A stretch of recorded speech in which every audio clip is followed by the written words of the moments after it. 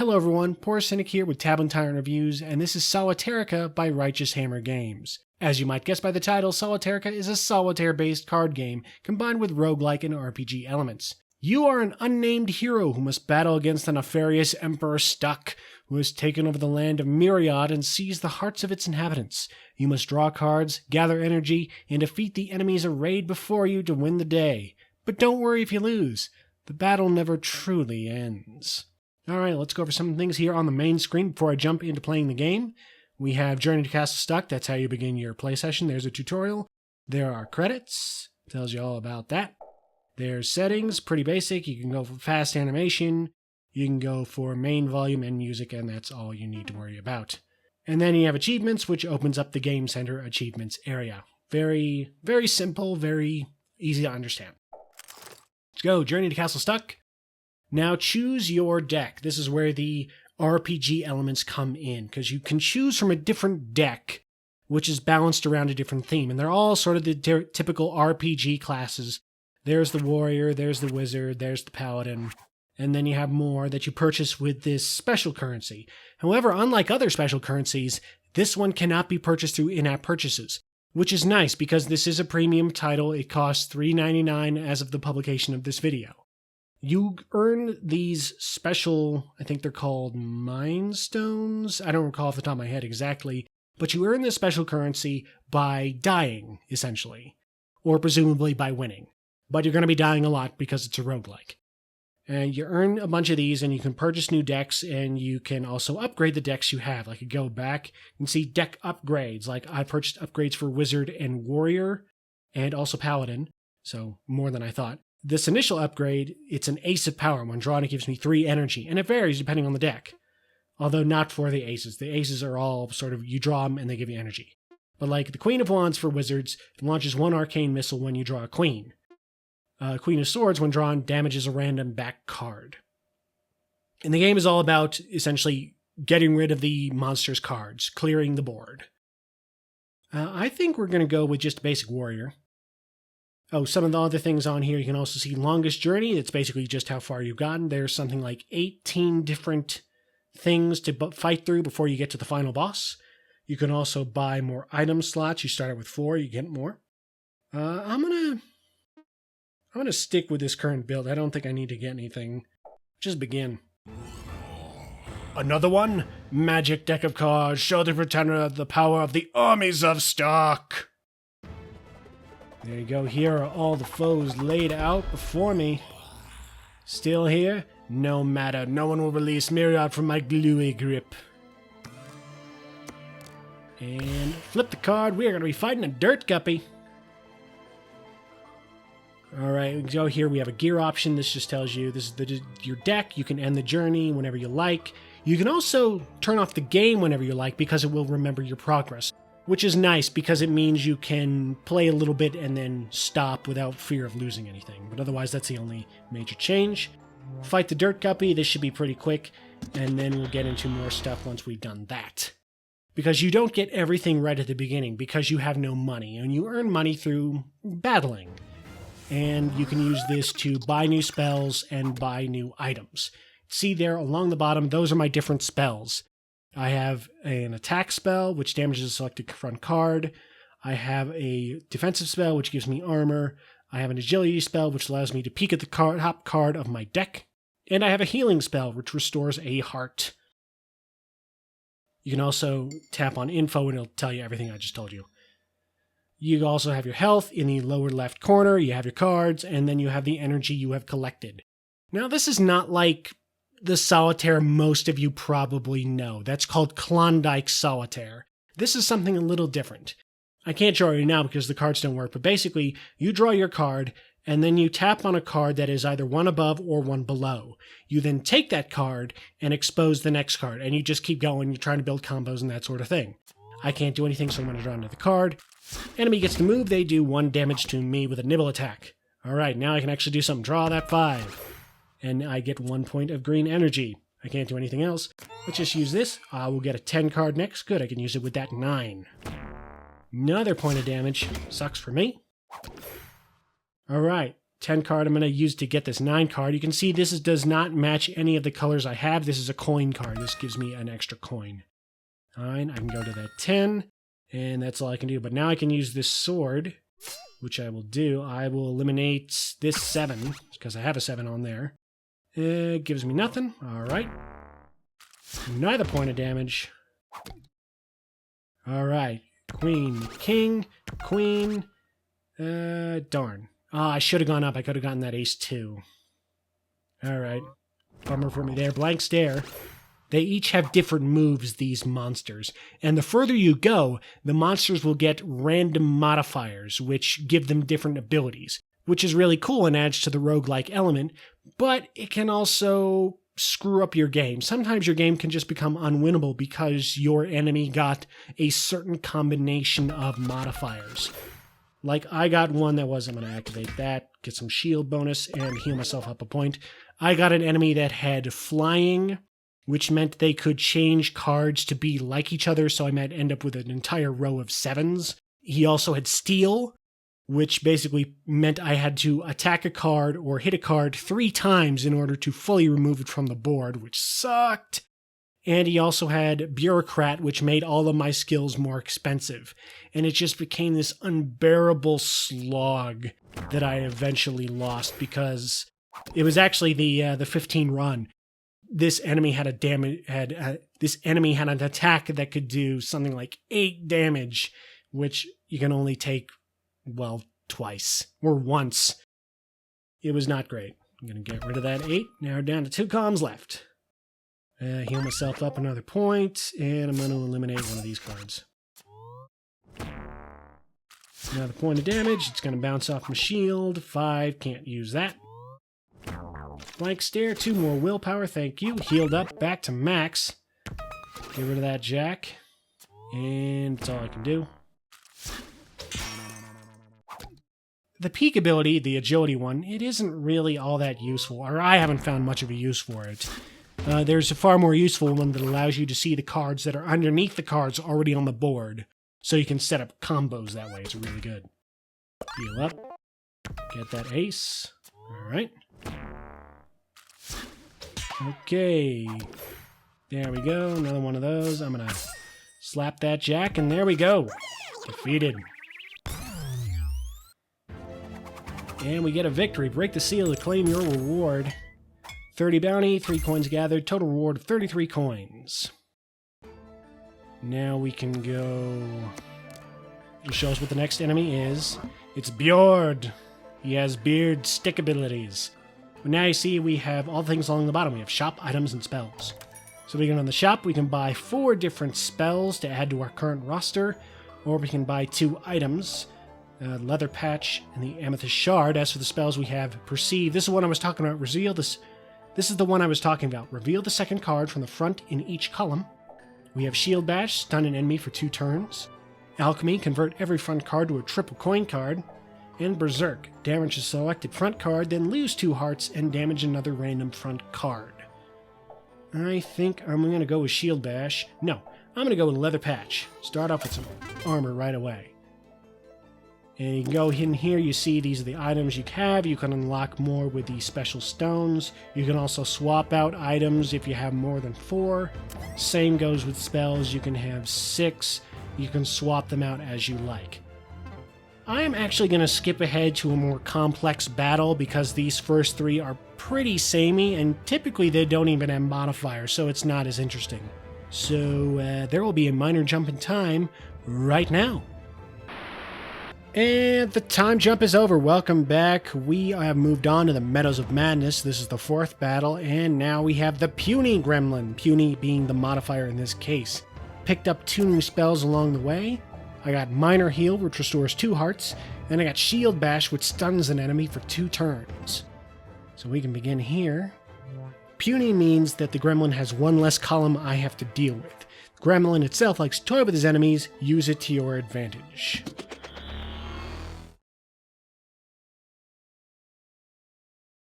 You see, the game has a really interesting aesthetic. I like it. It's nice and cartoony, it's kind of silly, but it could also be threatening, especially as you go further on. And you get some really weird stuff. Alright, I can already start out with a pretty good combo here. Let's get 10, 9. Nothing else I can do, so we're going to move right on. Prismatic Zap, 4 damage. That'll activate in 2 turns. That's what the little hourglass there means, in case it wasn't totally obvious. All right, 5, 4. That's all I can do there. Boom, 8. Get rid of that 7. Back up to the 8. And activate another shield. That will absorb all of the Prismatic Zap. And bam. Can't stop me. Oh, stop me with a card I can't use. We'll say I'm having a lot of fun with the game and I'm going to give it a recommendation, but there are some downsides. The game itself is very luck-based, as is to be expected with any sort of card game, and I mean heavily luck-based. And like I said before, random enemy modifiers, which sort of ties into the luck-based thing, they can sometimes make the game totally unwinnable. You can be on a streak and then just get totally screwed by something that came out of nowhere you could not stop. Yep, move along. We'll also say that enemies themselves remain the same from run to run. The only thing that's going to change is the modifiers they get. And that's a little disappointing. You know, you see the gremlin so many times, you see the little worm so many times, and it gets tiring. They can be in a different order. Sometimes the gremlin might be third in this particular area, but you're still going to see the gremlin. There's nothing else. There's no substitute, which is annoying. You're basically just relying entirely on the luck of the modifiers. I got beat up really bad. I'm going to use that health. Nothing I can do there. I'm going to kill that queen right there. Just expose another 10, but I can drop a shield. Another Prismatic Zap. Jack. Queen. Yeah, nothing I can do there. What's the next card coming up? 6. That doesn't help me, so let's get rid of that 10. Another 6. Can't do anything with that. Gonna get zapped. Bam. 8 does not help me again. This is what I meant. Luck. If you're relying entirely on luck, not gonna happen. Oh, I got the special ace card. That's cool. Doesn't help me, but it's cool. Draw another card there. Another Prismatic Zap. That'll drop me down to 2. That's bad news. I can get rid of that 8. Can't get rid of anything else. I'm gonna kill that so I can get a little bit of willpower going. 6. Alright, some shield to absorb the damage. That's good. But I can't do anything else. And get rid of that card. Nope. Bam. Okay, down to 4. King, ace. Alright, just 3 cards left. And drain my willpower, little bastard.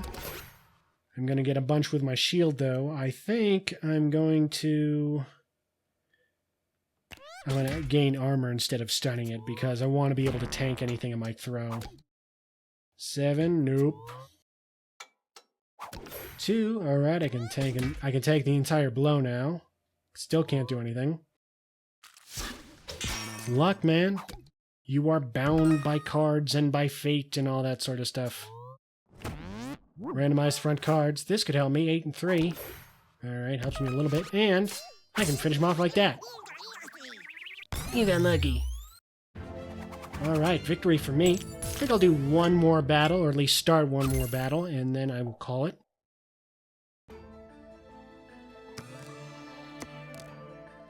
Next up we have the Dazzle Hugbug. 76 coins to spend. Is there anything I want to get?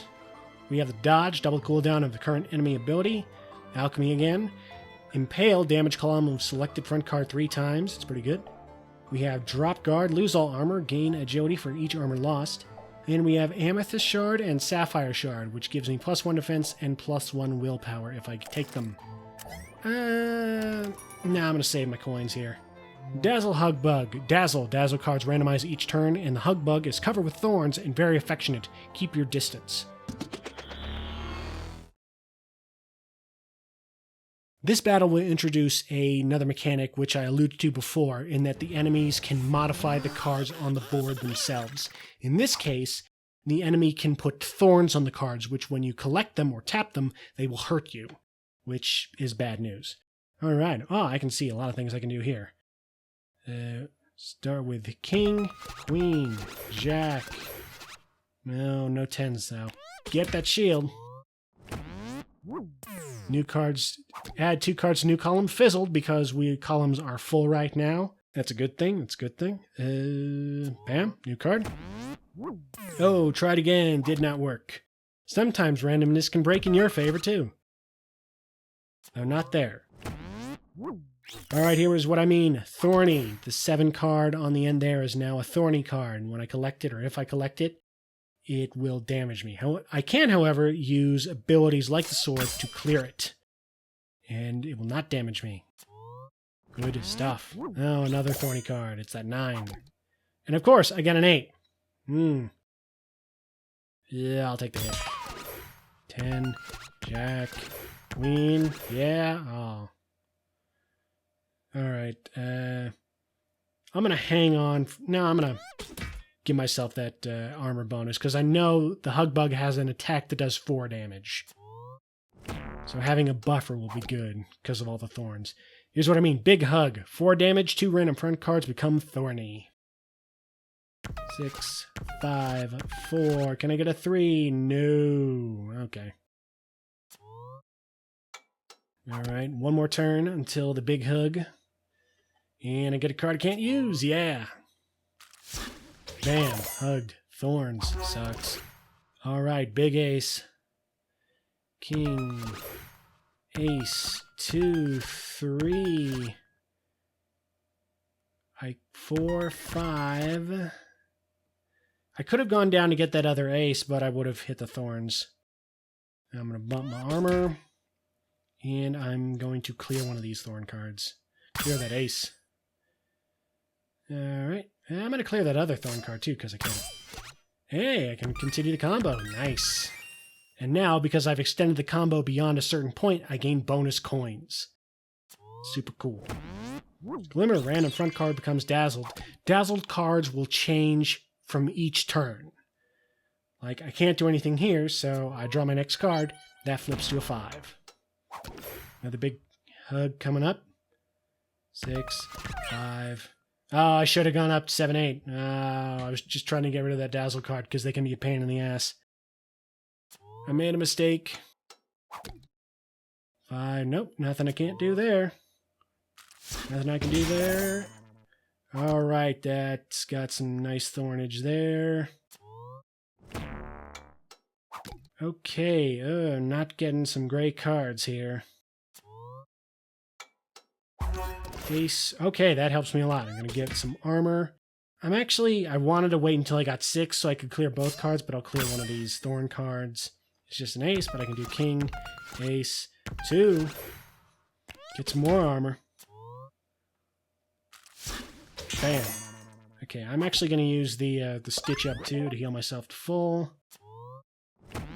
Another dazzle card. Oh, but because everything has thorns on it, can't be dazzled. You can only have 1 modifier on a card at a time, which is helpful. Gonna clear one of these. No good. Oh, I could have done the 7, but I would have taken a point of damage. If you miss a possible combination, the card you missed will actually wiggle for a moment. So that's nice. It's the game pointing out, hey, you're dumb. Yeah, not looking great here. Oh, another Big Hug. I'm going to heal up. Going to get some armor and heal up. 9 and 7. That's super useful. 3. Nope. Alright, going to take another hit. More thorns. Not looking good. Not getting what I need. Oh, and you get a new column. Jack. I do not want to take a thorn card when I have no shield, so I'm just going to do that. Cool, can't do anything there. This is going to suck. Oh. I could take that 9, but it would mean after this hug, I have 1 hit point left. Bruh. And the card I expose would become thorny anyway, unless it's something like a 7. No, it would have to be a 10 or an 8.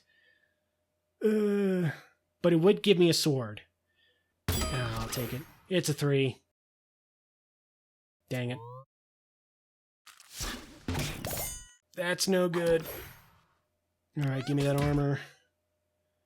Just get rid of that 3, because it means I can stitch myself up by 1. Hit that. Oh no, I gotta get some to get rid of that 8.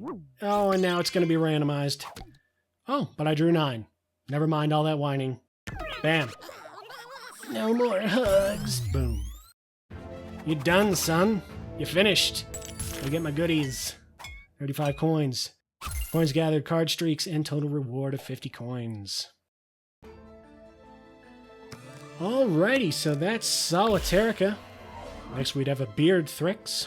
I can see Solitairica as being a very polarizing title. I'm personally digging it a lot, but even I have to admit that the random elements can be too much at times. On the other hand, if you don't like randomness, you probably don't like Solitaire all that much in the first place. As I said before, luck is built into the bones of any card-based game, and it's something you're going to have to deal with. I would personally say that the game is well worth its asking price of $3.99. If you like quirky games where you die a lot and there are cards involved, then Solitairica is something you should consider picking up. I've been Poor Cynic, and I will see you all next time. Ta-ta, and farewell.